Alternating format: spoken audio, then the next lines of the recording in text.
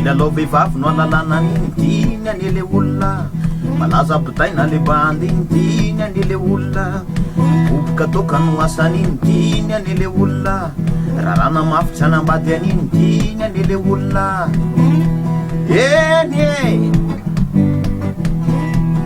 eny o nangina ny vavan'ny mpanaratsy a amin'ny nanaovany azy nangina ny vavan'ny mpanaratsy a amin'ny nanaovany azy ineny kely tsy mivazivazy a amin'ny nanaovany azy ineny kely tsy mivazivazy a amin'ny nanaovany azy eny eny o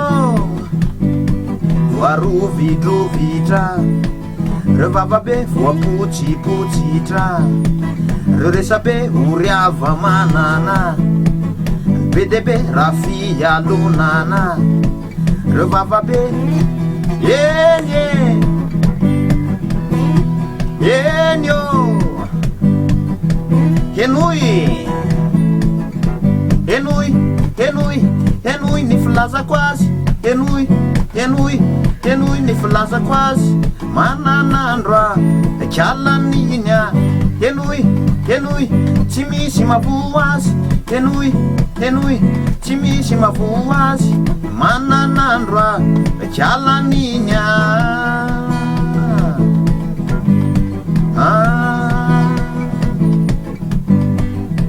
mafitoto le dadakely izy an'ele olona tsy mba niadarery kalaneny kely izy an'ele olona tsy nampiasa sandry na hoe hery izy an'ele olona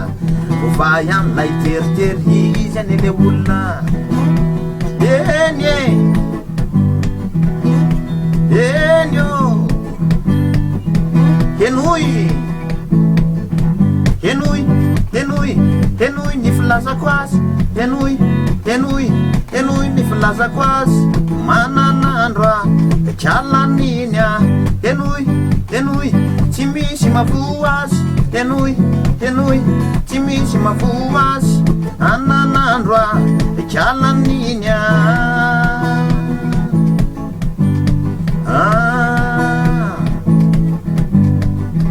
mananandro kalaniny a